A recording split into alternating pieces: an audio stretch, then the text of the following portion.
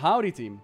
And also, hello everyone on the YouTube. Welcome to a cute little tier maker, which I start off with the cutest of intentions. Like, oh, let's talk about the endings of Warcraft and see if we can link them into a cute list.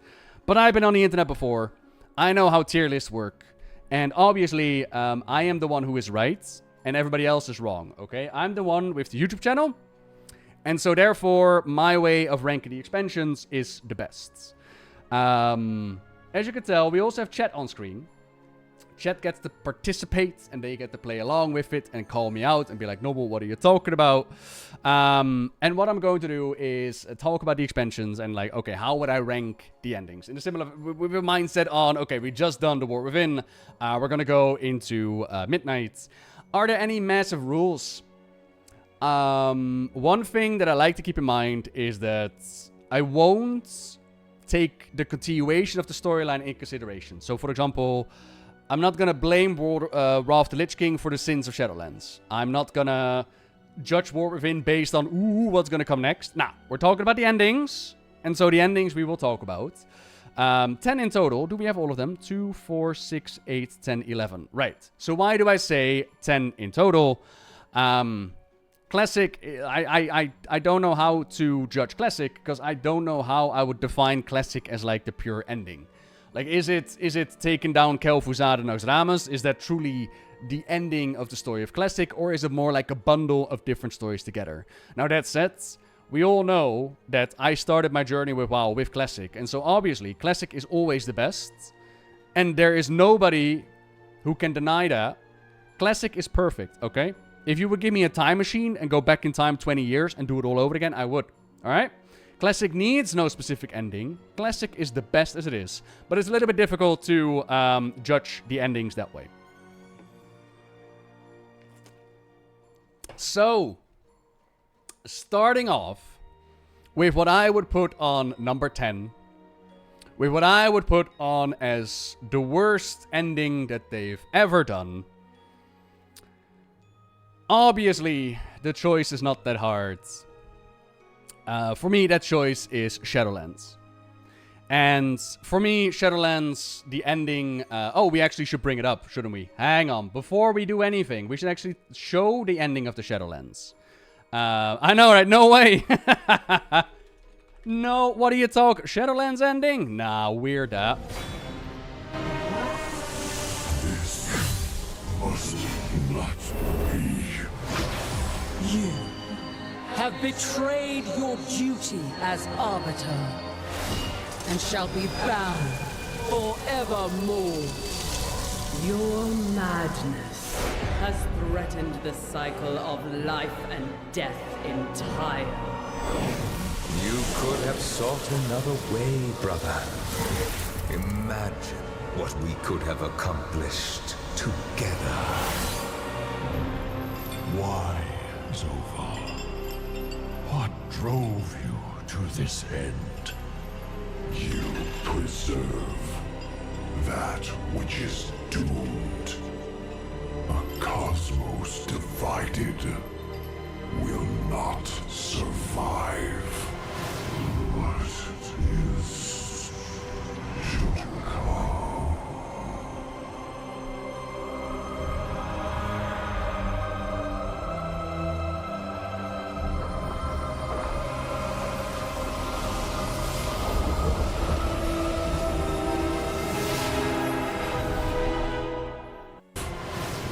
Alright. So, why is the Shadowlands ending the worst for me? The ending of the Shadowlands is nothing. And there will be another ending on this list, which is also nothing. But the difference is that the Shadowlands did irreparable damage to the story of Warcraft as a whole, while being nothing. Because the whole sentence of a cosmos divided will not be able to stand against what is to come is nothing. There is no definitive what is there to come, Jailer. Why did you fight against the other Eternal Ones? What is it that you fear? And so Chronicles Volume 4 rolls around, where they have the option to dive into, well, maybe it was the Primus who was behind the jailer, or maybe there was something more solid towards the jailer's threat that he imagined. And the explanation for Chronicles Volume 4 is that the jailer, while judging these souls, imagined some kind of threat that may or may not show up, and therefore he betrayed the others. Not to mention that in the ending of the Shadowlands, they explain the motivation of the jailer that we weren't told until the ending of the Shadowlands. So for the entire fucking expansion, we were waiting like, okay, why did he do what he did? And it's like, oh, okay, well, some weird-ass reason. There's also the clouds, the sky above Icecrown closing itself, even though it was opened by ripping apart the Helmet of Domination. Why would the jailer's defeat also repair that in the sky? I don't think that's ever been explained. But ultimately, like, the ending is nothing. It means nothing. And you can, in the world of speculation, drop any and all explanations on this that you want. You can make up your own story, but that does not make the ending better. That just means that you could come up with something better, which, true, you can, 100%. And that's why the Shadowlands, I don't think surprising for anyone, gets to be at the bottom tier. Followed by, and as I mentioned on stream as well, I should have also explained this for the YouTube, I did sit down this morning and made like a little list with motivation for myself. Like where would I rank the expansions so I can actually explain proper to you. Followed by... Well, let me ask you, chat. What would you put next if you were you? Like, we're going from the worst ones to the best ones. If Shadowlands is the worst one, which one follows after that? Which one would you go for?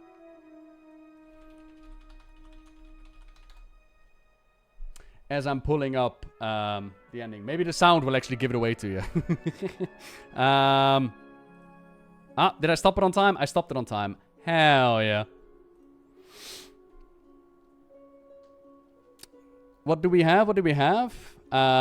Warlords, Draenor, Warlords, Battle for Azeroth, Warlords, Dragonflight, Warlords, Dragonflight. The Draenor one. Okay. Okay. Interesting. Very interesting. Yeah, not my pick. One of you is on the same page as me. For number 9. On the lists, we are going with this one.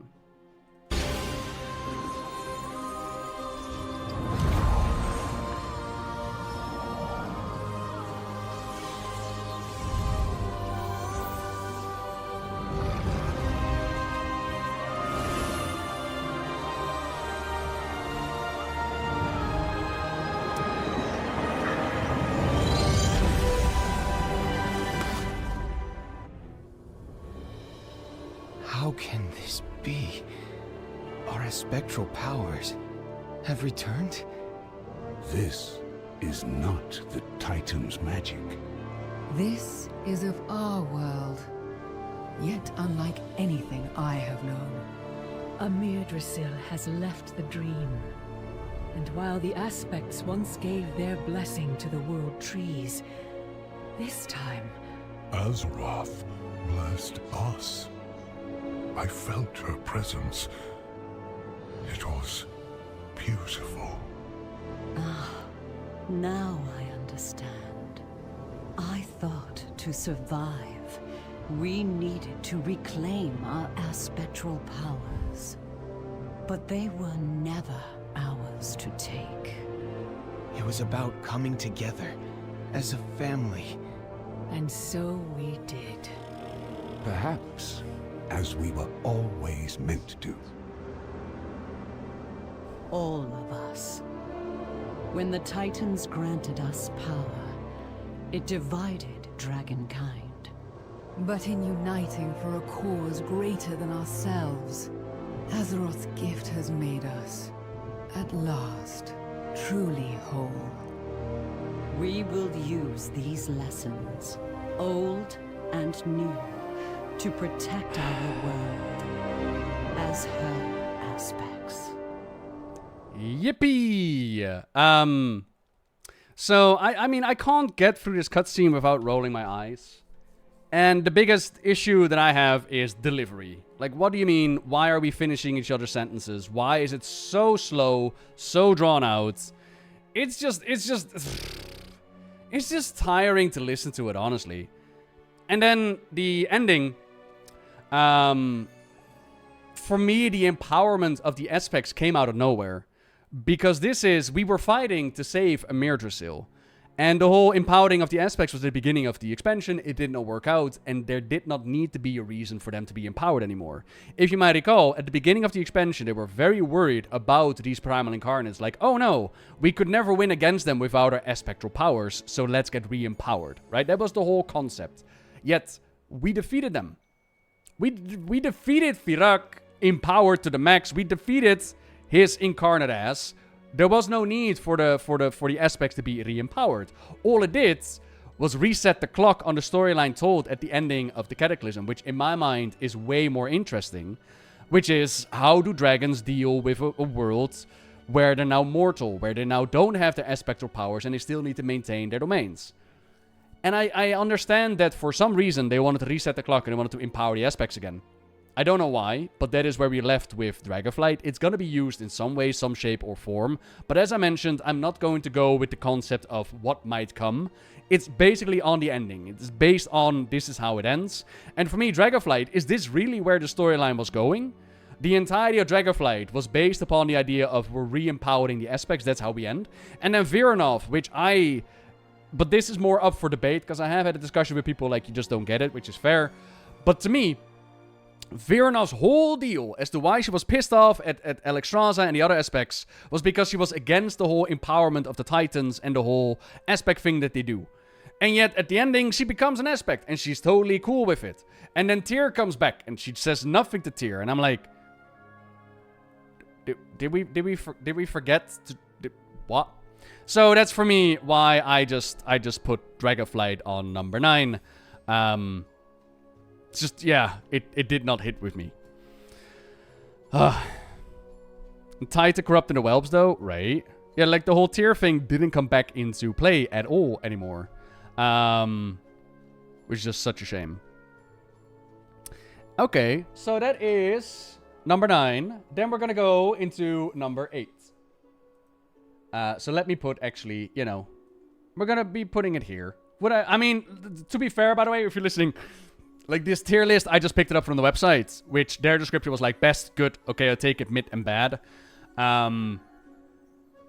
mean, I wouldn't call Dragonflight ending bad per se. It just wasn't great, right? Like this is extremely bad. That's fair. Dragonflight ending, I'd be more like, all right, that would be my description. All right, that's an ending, right? So number 8. Number 8. Y'all thinking next is Battle for Azeroth. Battle for Azeroth or Warlords. You all know me way too well, honestly. Y'all have been watching me for far too long.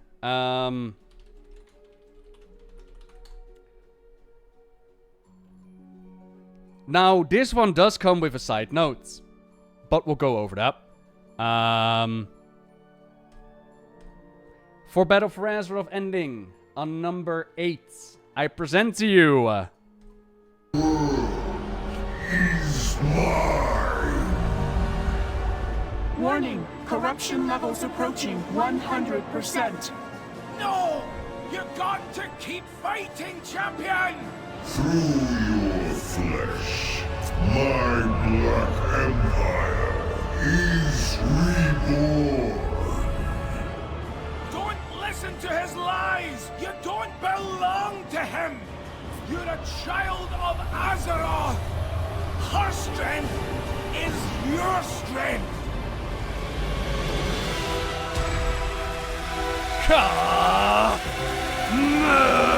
Attention! New anchor point acquired. Well then, what are you waiting for? Acknowledged. Firing sequence initiated.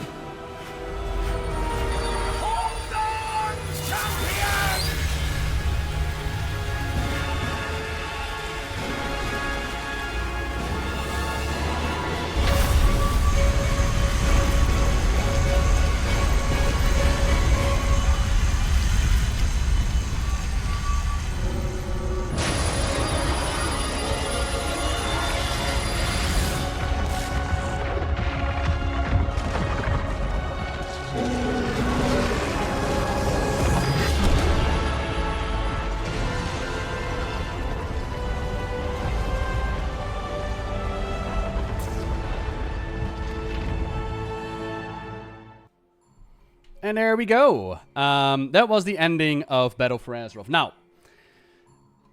my placement on this one, because the N'Zoth one is pretty fucking poor.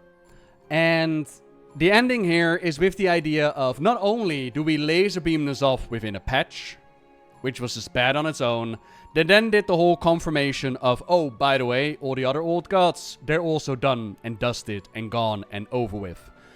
And for me, I was like, okay, but how? How did we deal with K'Fune Yogg-Saron then? What did we do special with them? Like, in this case, I could somewhat understand it, that we were able to turn the Gifts of the Titans against N'Zoth and blow them up. But what about the K'Fune Yogg-Saron? We did nothing different there. How come we were able to cleanse them? And it's like, nah, that's our decision. The old gods are gone. So this is the ending of Battle for Azeroth. But as I was making this list, I was thinking to myself, well, is this really the ending? This is what happens at the end of the expansion, 100%. So I can't ignore that this is the ending. But if I think back to how Battle for Azeroth started, what was Battle for Azeroth? And it was a faction war. And if we go with the idea of Battle for Azeroth was supposed to be a faction war, and we go with the idea of that is actually what the story was about, then the ending suddenly becomes a lot better. Because then the ending becomes this one.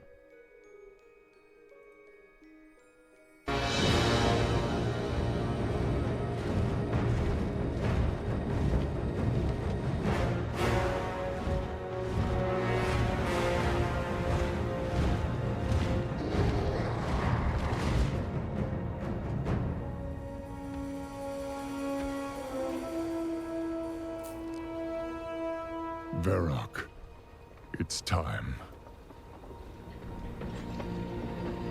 Those who defend Orgrimmar are Horde as well. Our brothers and sisters. These warriors have sworn to fight. For you. Many lives will be lost. Or perhaps just one. Sylvanas Windrunner! I challenge Mak'gora! Oh, so fucking good.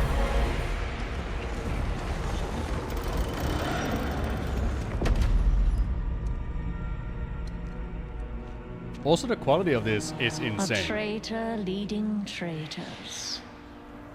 Why should I accept your challenge? You want to make me suffer.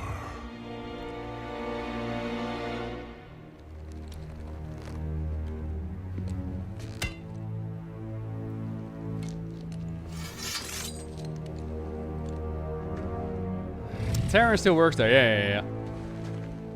Brother, you cannot win. My old friend. You and I.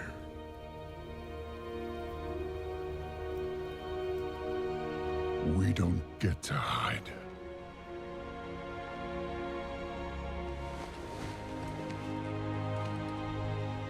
I set you on this path.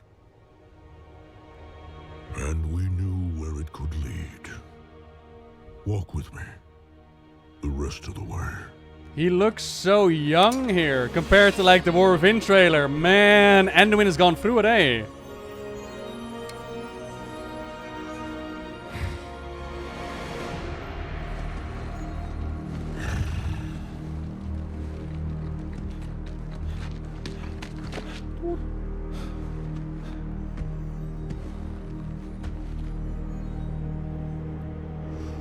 Let it be finished.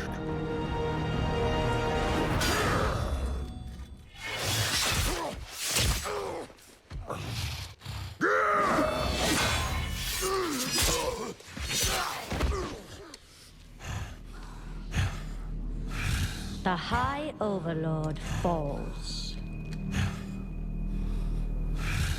I trusted you. And so did they. Death comes, old soldier. And all their hope dies with you.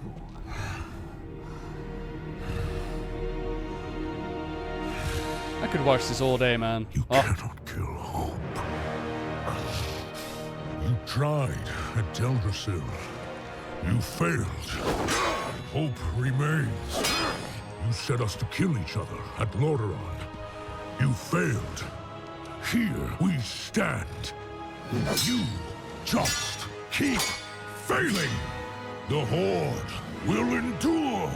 The Horde is strong.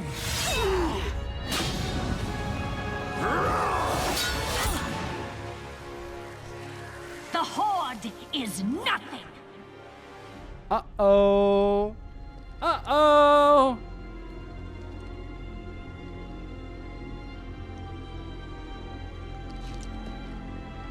You are all nothing!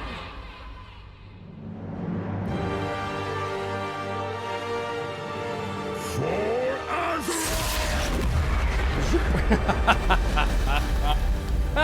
Oop. Nope. Sorry, ain't happening. If you could see yourselves as I see you. Toy soldiers in tin plate. Beasts who howl for honor. Standing as one. Savor it. Nothing lasts. So, if we consider this the ending, which I honestly, I think there's a fair argument to be made that this is the real major story within Battle for Azeroth, and that this should be considered the real ending. Oh, sorry. What do we do now? We bring him home.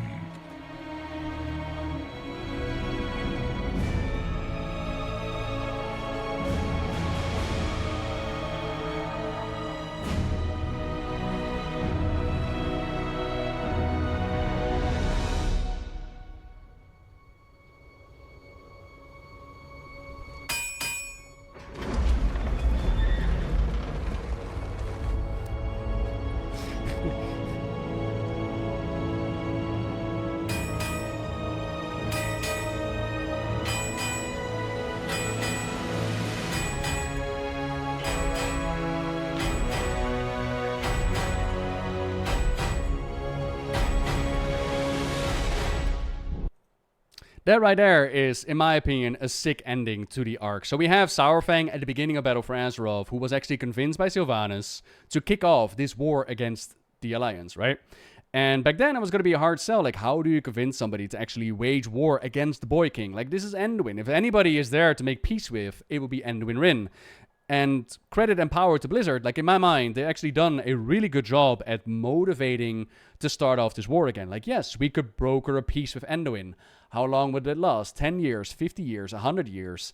At the end of the day, the Horde and Alliance have shown time and time again that we're going to go fighting again. And so Saurfang was used by Sylvanas to rally the honor of the Horde and get them behind this war. Up to this point, where Thrall tells him, you're not going to win this battle, it's not going to happen. Like, a one-on-one with Sylvanas is not going to happen. Yet, while he might have lost the battle, he won the war. He exposed Sylvanas to the rest of the Horde. Now, something to be said about the whole emotional outburst and something to be said about where the story goes next with Sylvanas. But again, we're treating it as is. We're treating it as the story is right now. And for this one, when it comes to like the storyline of the faction war between the Alliance and the Horde, this is a fantastic ending, in my opinion. I have very little criticisms about this one.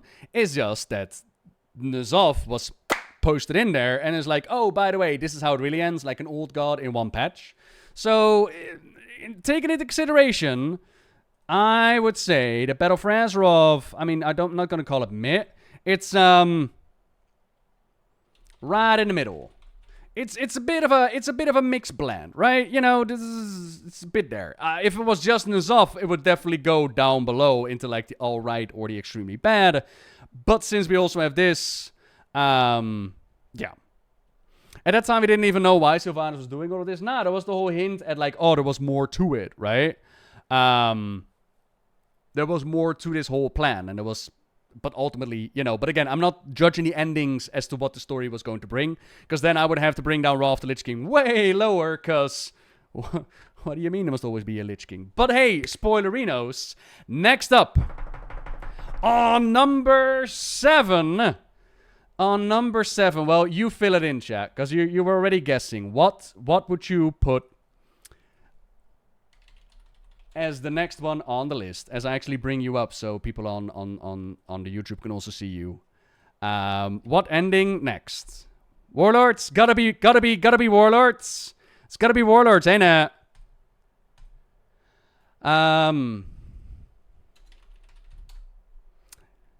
Like again, yeah, you all know me way too well.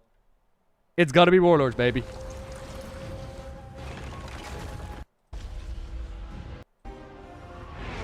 It's gotta be Warlords.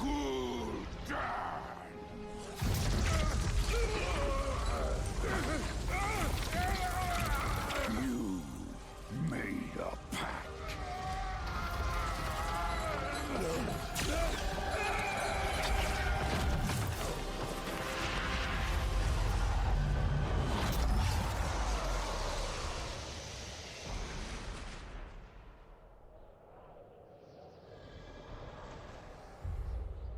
By Archimonde. Look, Yerl, we have managed to do it. The job is done, Khadgar. It's done. Gul'dan failed. Draenor is free! And that's the moment where everybody turns around and goes like, hang on a minute. What do you mean it's free?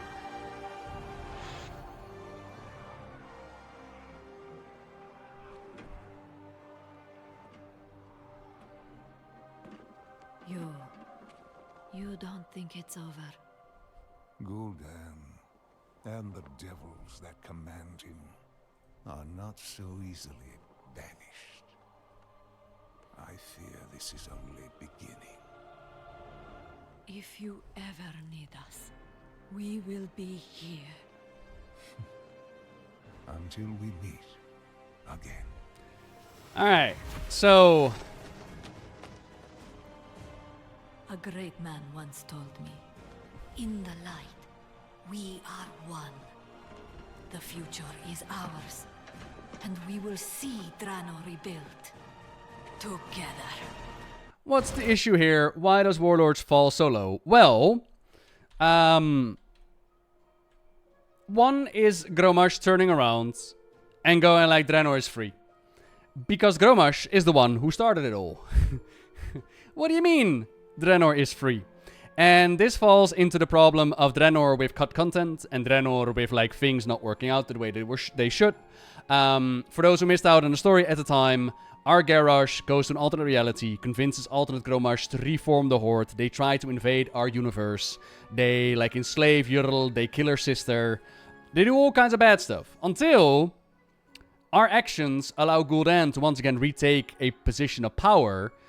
He actually gives the demon blood to the Horde, and Gromash is taken captive in Hellfire Citadel, the final raid, the one before we just fight Archimonde. So we liberate Gromash in that raid. No real dialogue happens, no conversation, we just set him free, and then he joins us in the final battle, and all of a sudden it's supposed to be like forgiven and forgotten, and it's like, oh yeah, Gromash, Draenor is free.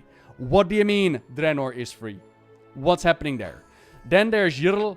Yrl is a filthy liar. Because he tells us, if you ever need us, we'll be there. And it's like, Yrl, my heart, I always need you. Come with us. Come back to Azeroth. We need you. The Legion is coming. Did you not see Gul'dan jump through his little portal? Help! And they weren't there. They were never there. The only time that they were there is when we went to, like, recruit the Mega Orcs. And Yrl becomes, like, light zealots, to put it nicely. And now they're the ones who are, like, the bad guys. And now Gromash is, like, trying to hold the line. And he's gotten a new Garrosh and all that. But in this moment, in this... What do you mean?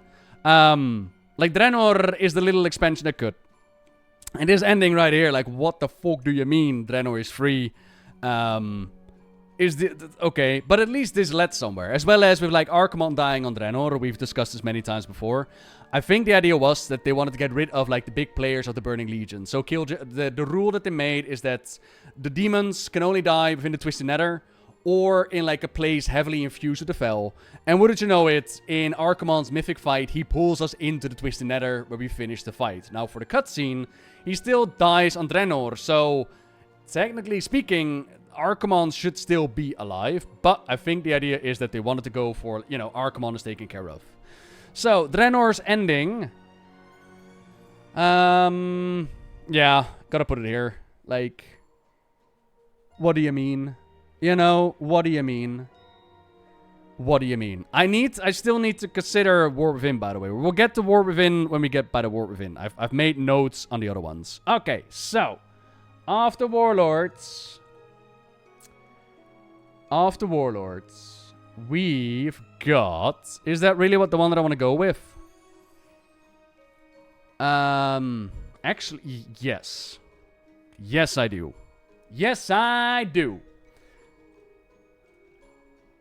Which one do you think is going to be, chat? After Warlords. Kata, Wrath. You think Wrath is just barely above Warlords? Really? BC, Sunwell? Ooh. Interesting. Kata or TBC? Well. Yeah. Let us go back in time to... that's the original. I'm looking for like a high quality one. Is this a good quality one? This looks like a good quality one. The day is saved, everybody. Good job.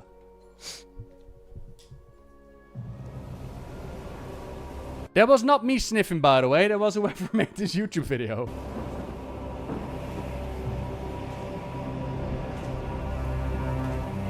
I can feel the elements awakening, rejoicing. The cataclysm is over. The champions who fought at our side assured the survival of our world. But now, we must see it with mortal eyes. We dragon aspects have fulfilled our great purpose, and our ancient power is expended. But though our day draws to an end, life endures, and new generations will be born. Today's victory belongs to all who stood against the shadow. Belongs to you too, baby! Are Azeroth's true guardians, and the future of this world is in your hands.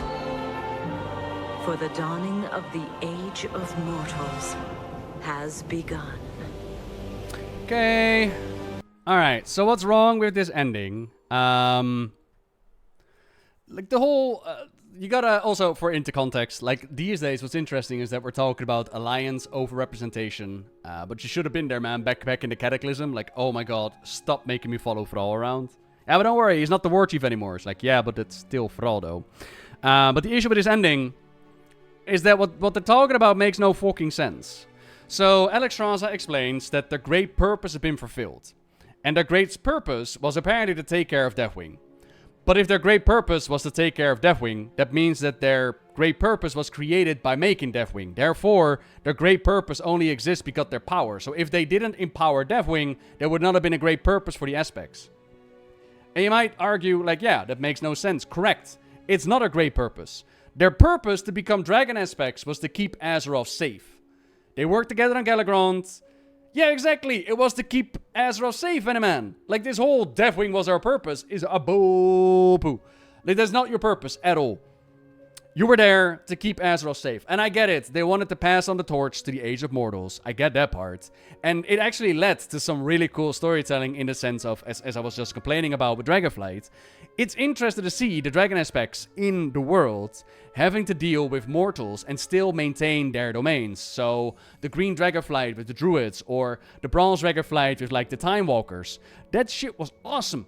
Like, seeing them on the Timeless Isle, Mr. Pandaria, I love those moments. But Alexstrasza has had a couple of hits on the head as she's talking about our great purpose has been fulfilled. What do you mean your great purpose has been fulfilled? No, it is not. Next to that, they also took away the dragon's ability to reproduce. Now, that's not mentioned specifically here in the cutscene, but it was definitely part of the ending.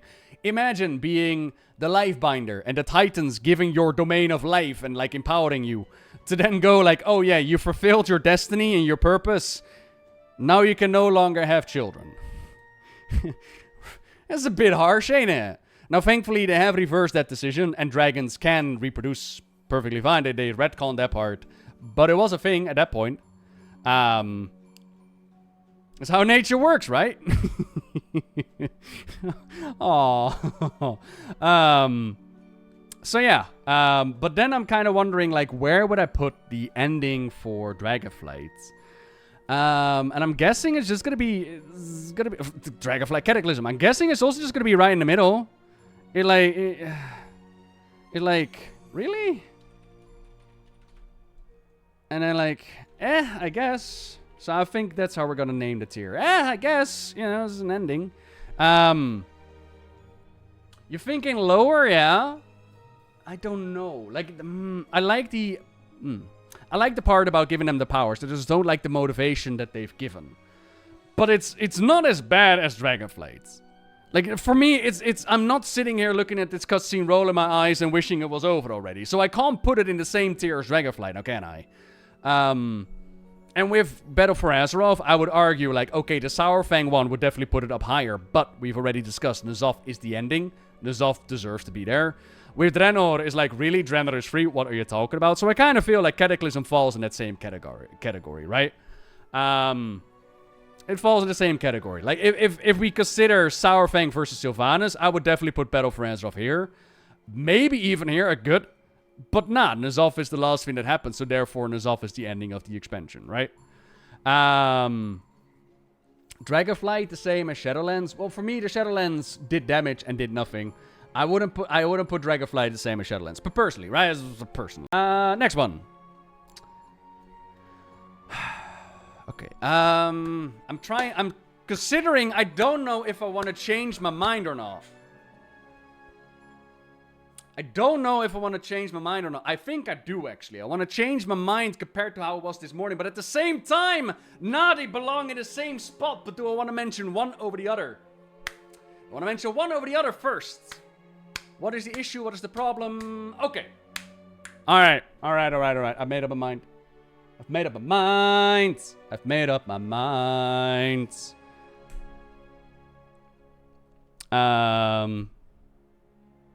What was the one for Classic again? I need to look it up. Was AFK during that one? Oh, I put Classic at S tier because Classic doesn't have a defined ending, so I can't rank it. Like, Classic was Naxxramas, but Classic was Classic, right? Like, back in the day. So they didn't really do an ending as they do these days. But for me, since Classic is the game where I started to play in, Classic will forevermore be my most favorites. So that's always be the thing. And the reason somebody also asked, like, why aren't you playing Classic then?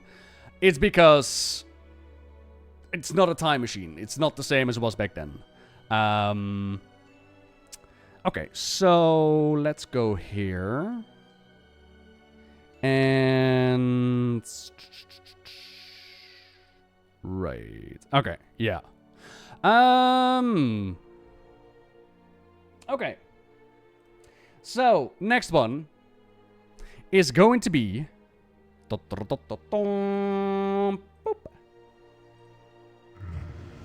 end has come. Let the unraveling of this world commence. You are not alone. The blue dragonflight shall help you vanquish the deceiver. Anvina, I love you. Focus on my voice. Come back for me now! Only you can cleanse the Sunwell! Kalik? Kalik? Yes, Anvina!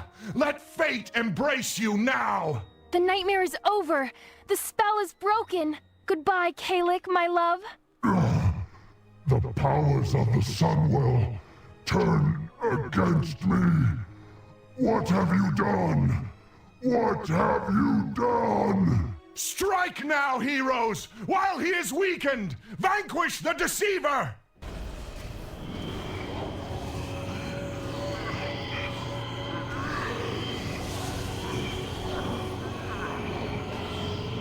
Bye, kIl'jaeden. Bye.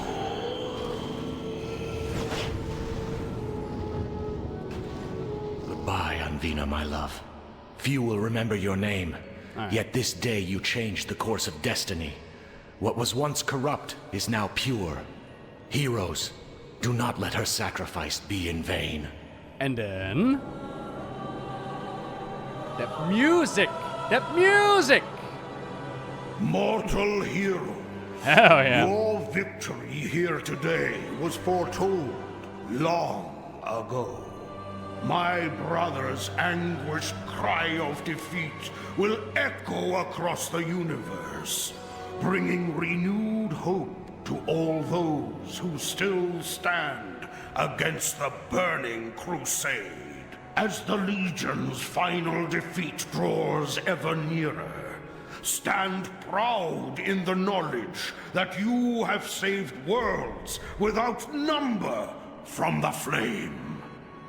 Just as this day marks an ending, so too does it herald a new beginning. Sunwell music is still so good, man. Oh.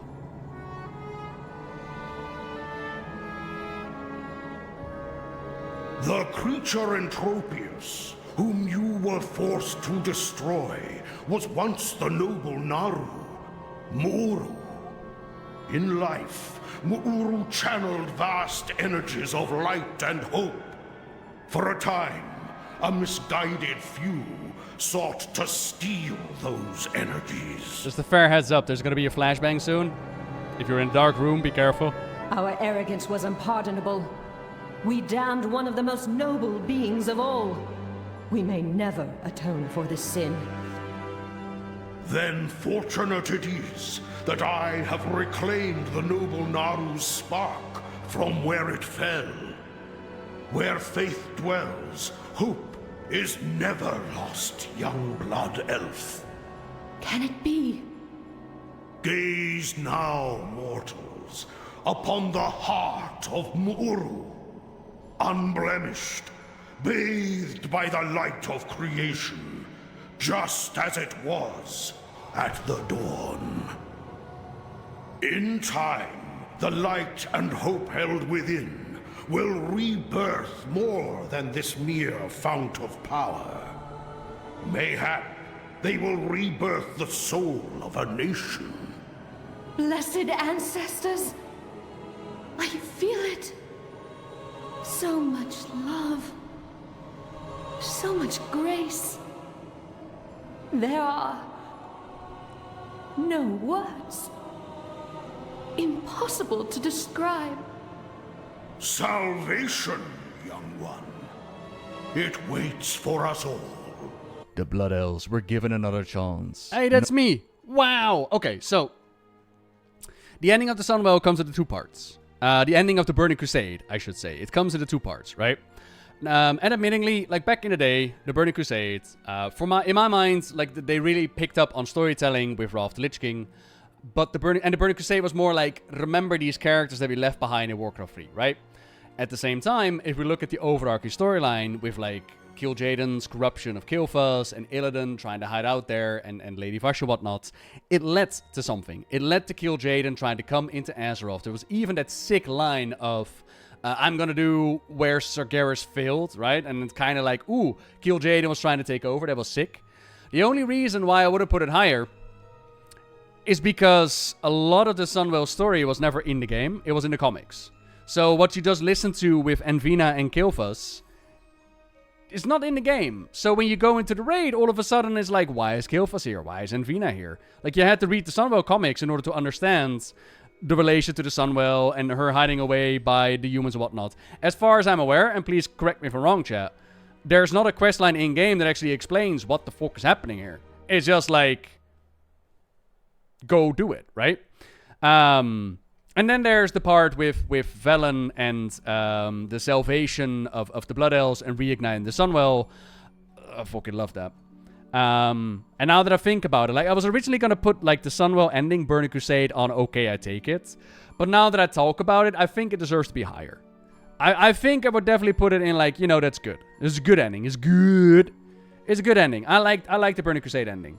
You know, it's not offensive. It's nice. You know, it's a nice overarching storyline. It's still, okay, kIl'jaeden is coming in. We dealt with it.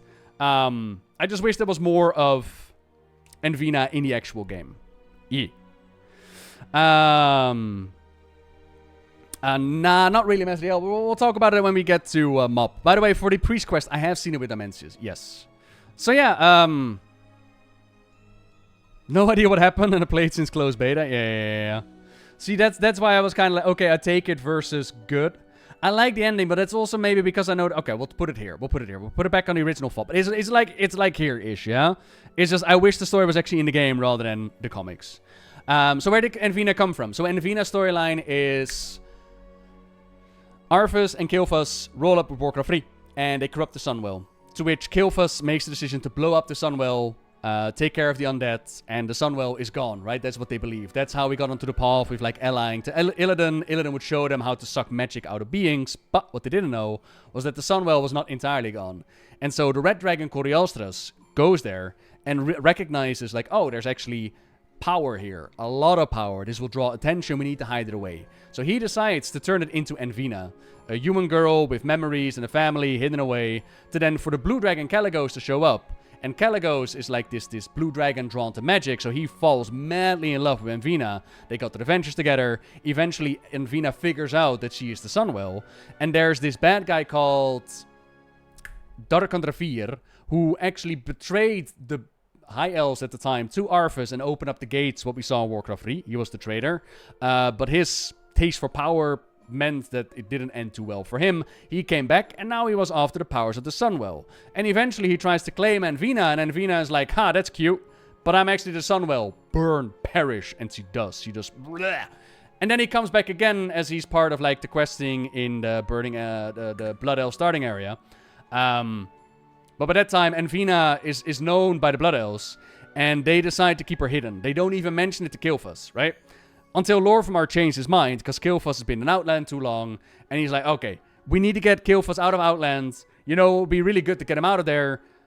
The only thing I can think of is letting him know that the Sunwell is still out there. But what they didn't know was that Kil'jaeden was already being tempted by kIl'jaeden, joining the bad guy's side, and when he found out... Sorry, kIl'jaeden actually stopped messengers from reaching Kil'jaeden and giving him that news because he wanted Kil'jaeden desperate. So by the time that kIl'jaeden, like, corrupted Kil'jaeden and we fought him and we defeated him, Kil'jaeden, his minions took Kil'jaeden away. Sorry, kIl'jaeden's minions took Kil'jaeden away. They brought him back as, like, that, the elf with, like, the gem in their chest that we saw in the Isle of Quel'Danas. And at that point, he was just kIl'jaeden's servant, right? Like, there wasn't a whole lot of Kil'jaeden left. And at that point, kIl'jaeden revealed Envina. Kil'jaeden takes Envina, puts her above the Sunwell, and they do the bibbidi-bobbidi-boo to make, like, a portal to get kIl'jaeden in. And that's where we come in, and it's like, nah, we're not going to do this. And so, Caligo shows up, we show up, the Draenei show up, everybody helps out, we stop kIl'jaeden from coming in, and we save the day. Too many kills. Too many. Okay, next up.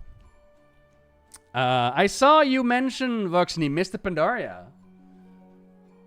No, Mr. Pandaria is not next on the list. What do you think, chat? What do you think? You're thinking mists? You're thinking mists? I'm thinking I need to pee, really. I'll wait till top 3. I'll wait until... Oh, no, we got ads coming in as well. Yo, we're going to take a little break, everybody. That's a good thing. Good timing. We're gonna take a little break, and when we come back... So, at the top right now, we got Classic, which is the best, because Classic doesn't really have an ending, and we all know Classic is just the best. I don't make the rules, okay? Then we got Burning Crusade on I'll Take It. If it had, like, more details on Anvina, it would have definitely been good. And I guess is Wars of Draenor. What do you mean? Draenor is free. Go into jail. The Cataclysm, what do you mean? You fulfilled your grand purpose. That wasn't your grand purpose. And Battle for Azeroth, I would have put you higher if it was the Sourfang versus Sylvanas. But you got N'Zoth, and I would have put you lower if you just got N'Zoth. But those two endings combined, I'm like, okay, I guess. And then we got Dragonflight with, like, really? Because it makes me roll my eyes, the way that they talk and what they talk about and what that ending is. And then, of course, Shadowlands, which is... Shadowlands is nothing, and Shadowlands just does damage in order to do nothing. But speaking of nothing, that brings us to our next ending to rank. We're doing it by bad to best, Grofile. That's the order that I'm doing it in. This one I find difficult to rank. Ah, I spoiled it. Hang on. Here you go.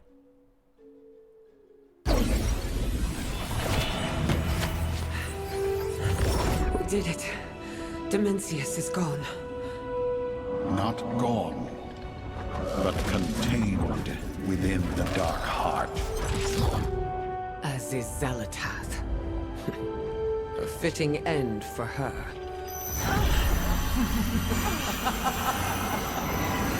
No. Wait!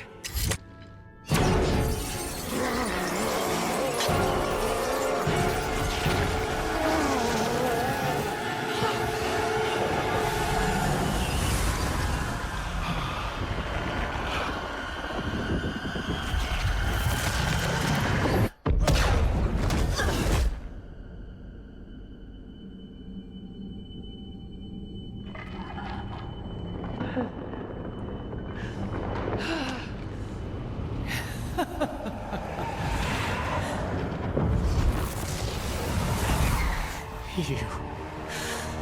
What did you do? I kept my promise. Together, we vanquished Dimensius. And I now have all I need to claim what is mine. Oh, this has been a delight, Illyria. But our little game is over. Bye, Xal'atath. When next we meet, I will take everything you love.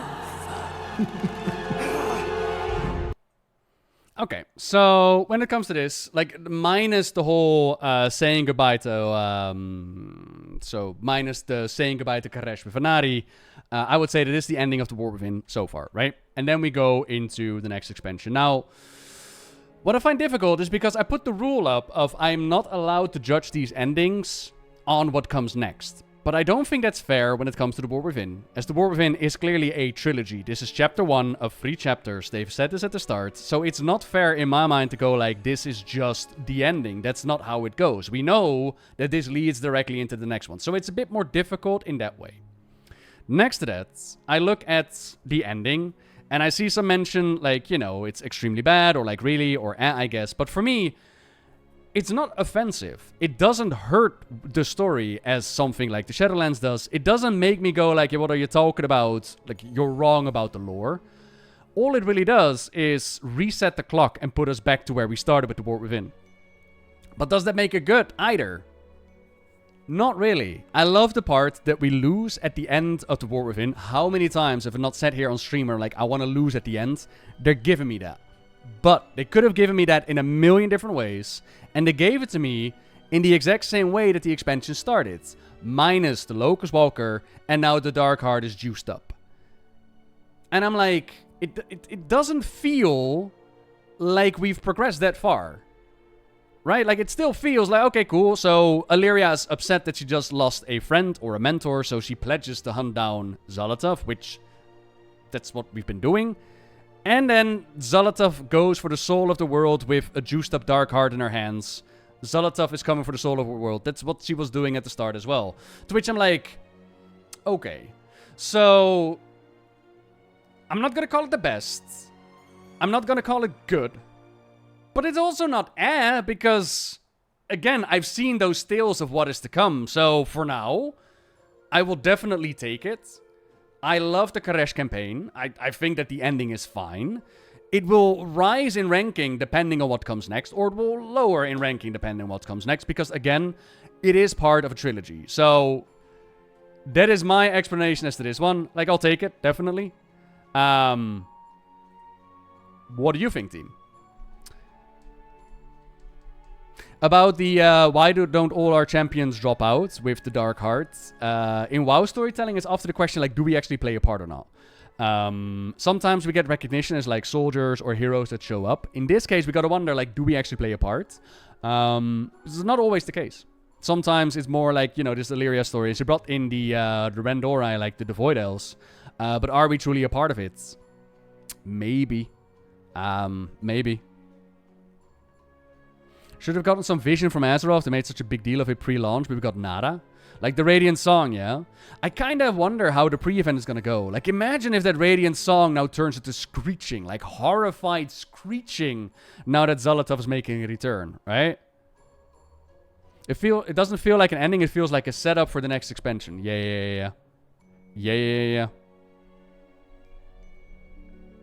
Not much has happened. I disagree with the trilogy logic. An ending still needs to be good. Even a partway one, like an end to a chapter. The War Within can be higher than Warlords. Can't be higher than Warlords? Really? Nah, Warlords just irks me with the whole Draenor is free. Like, what the fuck do you mean? And this ending doesn't irk me. And it has me somewhat excited about what's to come next. I'm like, oh, okay, cool, that happens. Yeah, I don't know. For me, I know that people are quite upset about the ending as well, because I read my comments. Like, for me, I'm perfectly fine with it, honestly. But that's me, right? Yeah, it's me. But that does bring us, and I do love your input, by the way. That does bring us to the top 3. Which means that in my top 3 endings, there's Wrath, Mist of Pandaria, and Legion.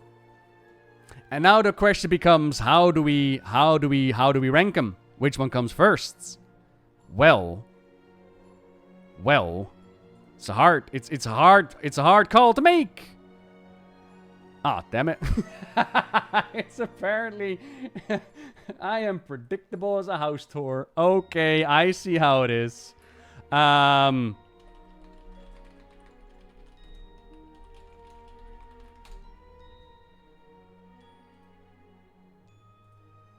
Okay. So for me, as an ending, at number 3,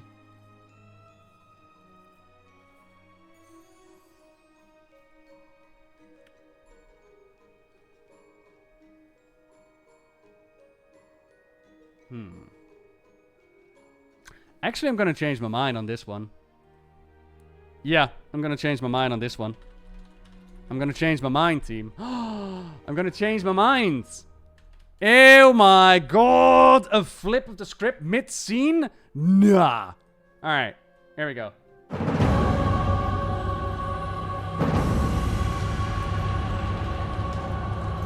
Heresy! I know! Heresy!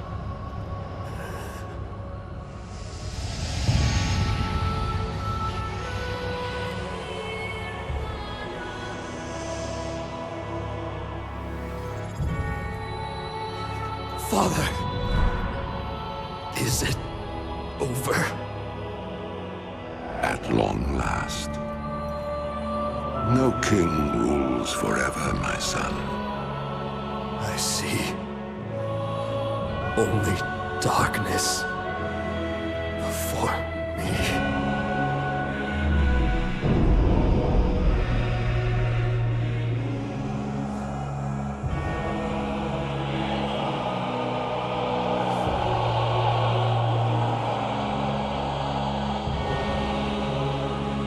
Without its master's command, the restless scourge will become an even greater threat to this world.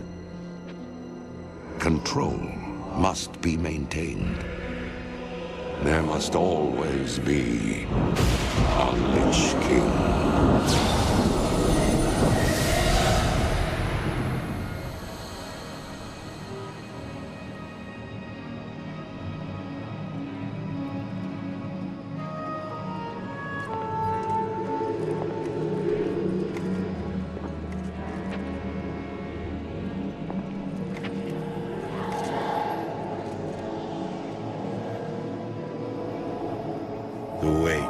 of such a burden. It must be mine, for there is no other. Tyrion! You hold a grim destiny in your hands, brother. But it is not your own. Bolvar! By all that is holy! By all that is holy. Bolvar! The dragon's flame sealed my fate. The world of the living can no longer comfort me.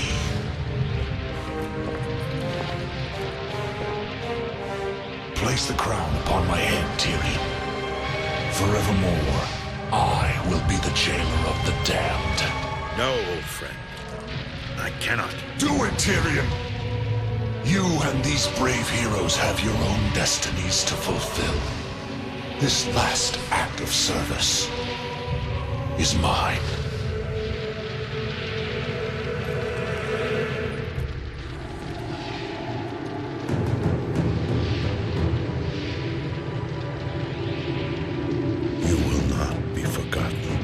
I must be forgotten, Tyrion. If the world is to live free from the tyranny of fear, they must never know what was done here today.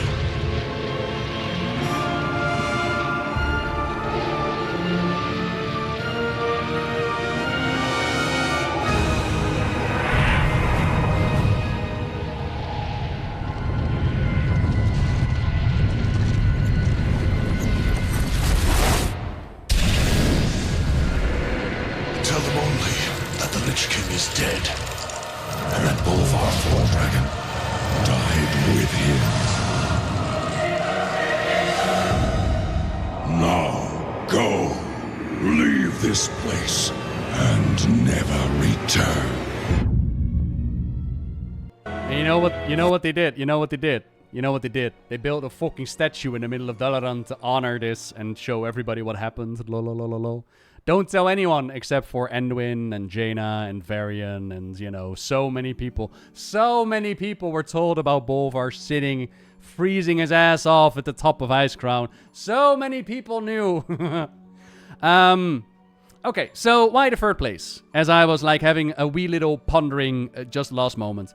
So, like, just third place does not mean bad, right? This is top tier, in my opinion. The story of the Lich King is one of the best ones that you can find in Warcraft.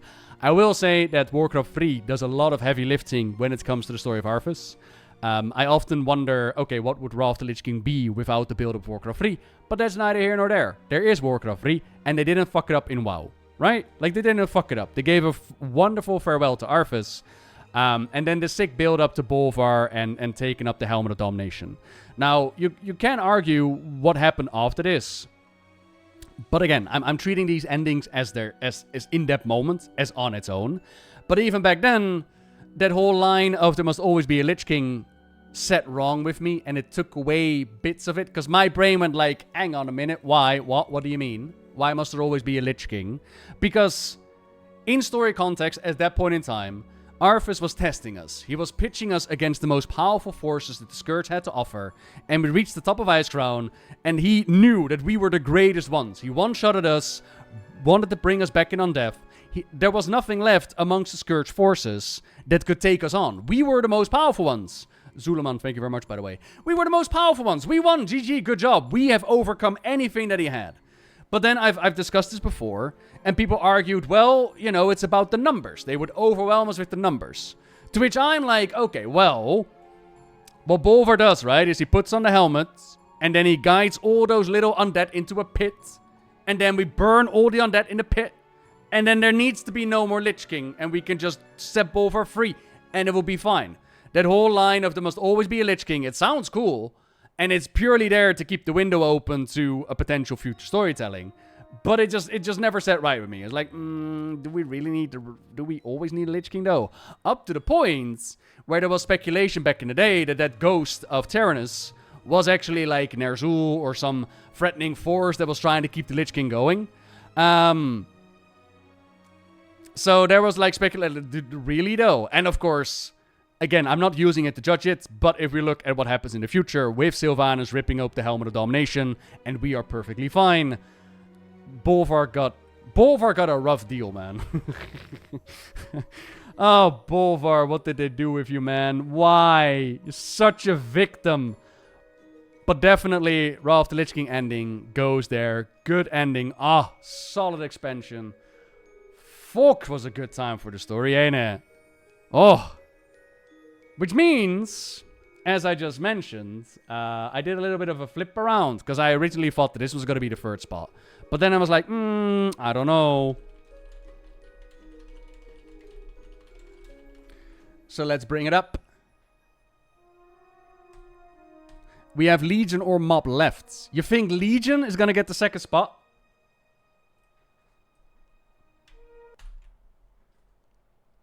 If you say Legion, I'm going to smack your bald head.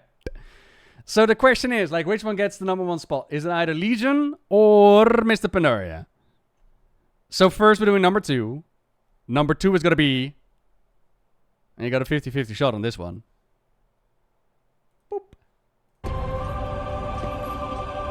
You disappoint me, Garrosh. You are not worthy of your father's legacy. For sure, you can. His punishment is not for you alone to decide. I won't let you take him.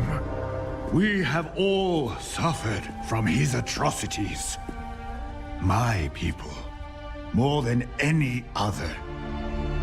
Let him stand trial in Pandaria. There, we will mete out justice for all. You.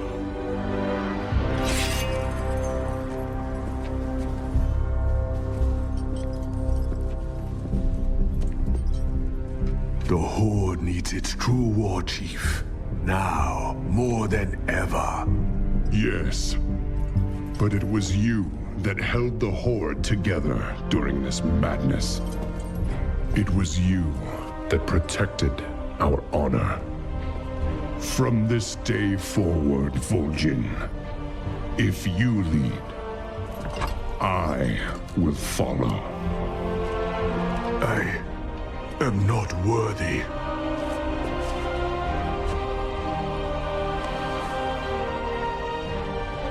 But I will give my all for the Horde. For the Horde! Look at them. Already they plot against us. Seize this moment, Varian. Dismantle the Horde. Guardsmen!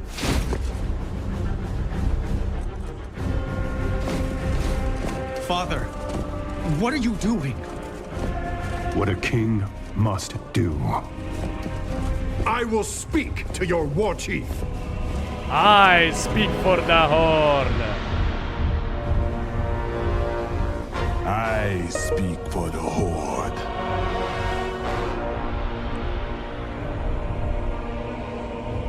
Very well.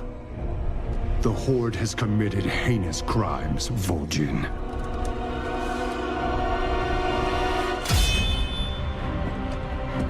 But some among you fought against Garrosh's tyranny. For that, I am willing to end this bloodshed. But know this. If your Horde fails to uphold honor as Garrosh did, we will end you. So, this ending. Like, for me, Mr. Pandaria is one of those stories that were built up within WoW itself. As we just spoke about Wrath of the Lich King, as to how much it leans on the history of Warcraft 3. Mr. Pandaria is the opposite, where they built a whole world out of a Pandaren Easter egg. And then flowed back into a faction war with Garrosh, a character also built up inside of World of Warcraft. That's why I have such massive respect for this one. I will say that the choice of putting Garrosh on trial was definitely a choice. Because what do you mean putting enemies on trial, right? We kill enemies. This is Warcraft. Don't make him a martyr. Don't do it. But at the time, it was quite a choice to put Garrosh on trial. As well as Taranzu going like, you know, he has committed the most atrocities in Pandaria, which is quite a statement to make. But what I really like about this cutscene is that a lot of the characters, they work from their own perspective. So Taranzu is very much like, you know, he dropped the Dark Heart in the Veil, or the Heart of Yashirash. He's done all these atrocities, put him on trial. And then the Thrall Vol'jin dialogue, where Vol'jin has done so much work. He's got a book, he's got development, he led the Darkspear Rebellion. And you gotta understand, like, somebody actually taken over from Thrall, Vol'jin following, like, the Garrosh arc, Vol'jin was quite a choice. And, like, how exciting to see, like, a troll leading the Horde now. Where's this going to go? All these other leaders are accepting him. Even Sylvanas bowing down to the Darkspear.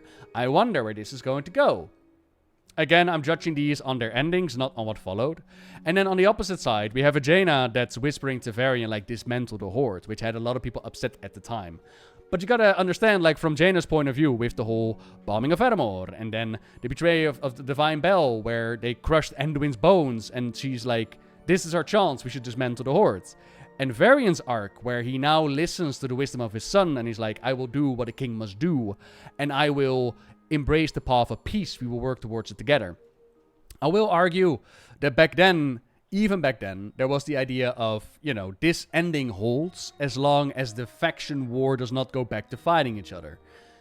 And as we know, this is Warcraft. The faction war was going to make a return. So obviously what Varian said here at the ending was not going to uphold. But in that moment, it was great to see that arc come to fruition. As well as, like, the whole arc with Varian standing up to Vol'jin, and Vol'jin is, like, kind of crouching, so they have the same height. I remember seeing fan art of people where, like, Vol'jin makes himself, like, his real height, and he's just towering over Varian, like, what do you want, little man? So that's kind of cool. To the question of somebody in the chat, like, I don't understand what happened with Thrall and the Elements after this. Howdy, Morticia, hello. So Garrosh is going to be set free at his trial by the Bronze Dragon Kairos Dormu, working together with the Black Dragon Raffion. And their goal is to send Garrosh to an alternate reality where he can form the Iron Horde, have that Iron Horde come into Azeroth, and stand with us against the coming Legion. That was their plan. Originally, they wanted the Alliance to wipe out the Horde, so that we had, like, a unified Azeroth to stand against the Legion, but we didn't do that. So this was, like, plan B, right?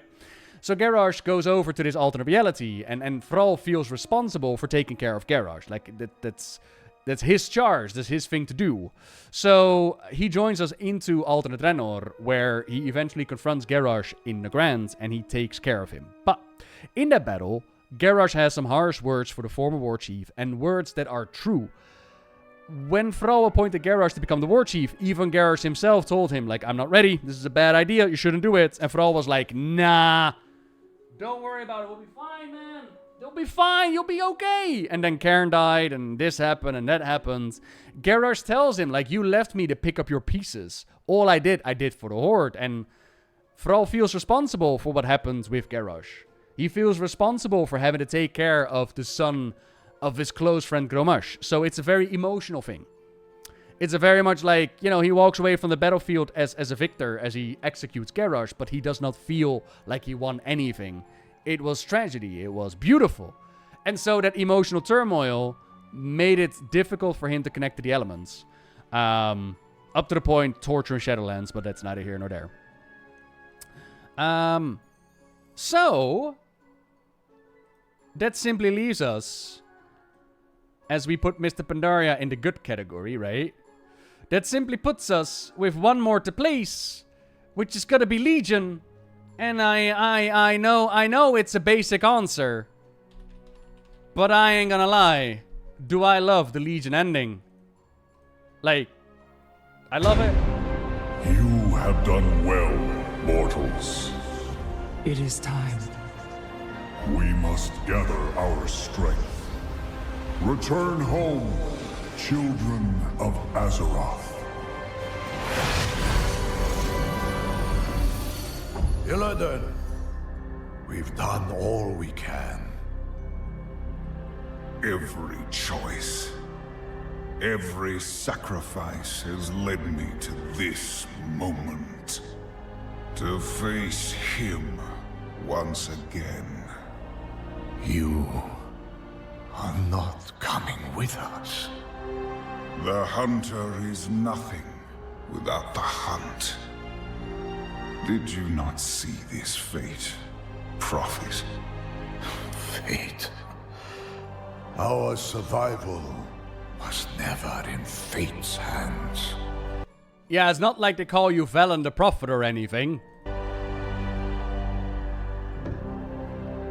Light be with you, Xal'atath Stormrage.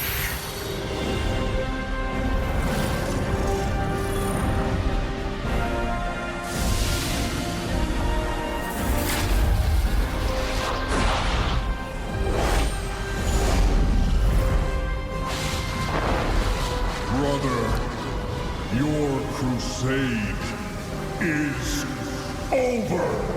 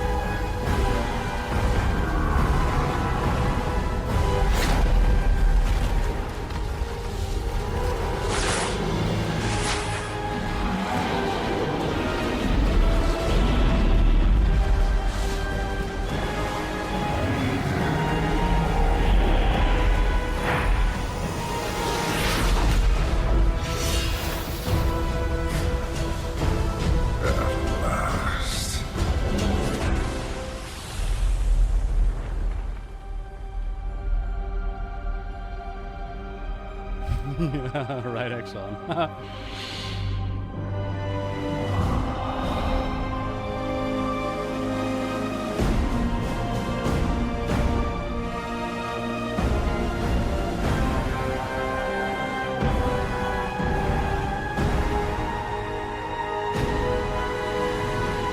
What sword, though? What sword? What sword? What sword? So Legion ending, like for me, Legion was just a peak expansion. Purely, well, not purely, but like the amount of content that was in Legion was fantastic. It was dealing with topics that I thought phenomenal. I love the Illidan story arc where he's got his redemption story. He had this whole prophecy of like the child of shadow and light, and he rejected it. And when I read the Illidan novel, I got really nervous, and I'm like, oh god, are we doing this predestined holy child? I want Illidan. I don't want this light-infused boy. And then they're like, oh, by the way, yeah, we're not doing that at all. I am my scars. And it's like, it led to this. It led to 10,000 plus years. It led to this moment where Illidan is like, I'm going to stay behind. Everything I've done, I've sacrificed in order to get this guy. And we do. After, by the way, taking on Argus and Sargeras and all that. So, like, for me, Legion ending is just fantastic. But is it perfect? No. No, it is not. So, things that stand out, as some also mentioned in the chat, like, it's kind of ridiculous that Azeroth survives that. How come there's no imprint of Sargeras humping the planet? Why is nobody on Azeroth mentioning the day that a gigantic space devil looked down upon them? Like, the logistics of this magical moment are like, okay, what the fuck's happening, right? Then there's the part about, okay, what exactly is it that happens here? Because, what is Sargeras doing? Like, why is he clouding across Azeroth? And my interpretation, and that is just simply a interpretation, is that he is still traveling towards Azeroth and he's getting ready to one-shot her. And just as he is ready to take her out, we're done, we pull him back. And in this moment, he just decides to give one last FU to Azeroth, and he tries to strike her down. He tries to kill her just as they're pulling him back, and this is all he can do, is stabbing a sword in there. And then he's pulled back just in time for us to have a chance, but leaving us with like, oh no, that sword and the battle for Azeroth that came out. But you could also interpret it that he was, you know, whispering to Azeroth or corrupting her or just chilling there, or like there's a lot that you could interpret here as to what he's doing as he's clouding around Azeroth. The build-up towards this was not really there in the raid either. And I remember that there were like data mined voice files where Magni was supposed to point out like, hey, look at Sargeras in the sky. And what's really cool, if you go through the Untortoise raid, if you look up at the sky, that cloud that's around Azeroth gets closer and closer the further you get to the end of the raid. And I thought it was kind of awesome. But nobody pointed it out. So what exactly was going on there, right? So was it perfect? Nah. As well as, like, okay, we don't really deal with Sargeras at all in this expansion. Like, we hear him monologuing. But what exactly, like, we don't see them talk to Sargeras, like, what happened here and all that good stuff. But that's more like in case of emergency break window and they can bring Sargeras back into the story. Just because they haven't dealt with it in that moment doesn't mean it's a bad ending. So yeah, for me, I just... Like, this Legion ending was just a spectacle with the Argus fight, as well as that Mythic-only phase with like, Red Argus, the fucking hype around that. Argus one-shotting us and being resurrected mid-fight, working together with the Titans, taking on this battle, and then Sargeras being yoinked back with an Illidan staying behind. Like, Prophet, have you not foreseen this? We carve out our own destiny. The similar way, like, he kept up Turellian's blade and is like, we carve out our own destiny. It's so fucking sick as hell. I loved it. I genuinely loved Legion so much. And again, like, the entirety of Legion was also not perfect, mind you. But yeah, for me, the ending is the best. But as some point out as well, like, Wrath, Mist, and Legion, for me, those are the peak ones up there. Yeah. This is me, team. What do you think? Is it a 10 out of 10 list? Will everybody agree with this on the internet? I think so, right? I think so.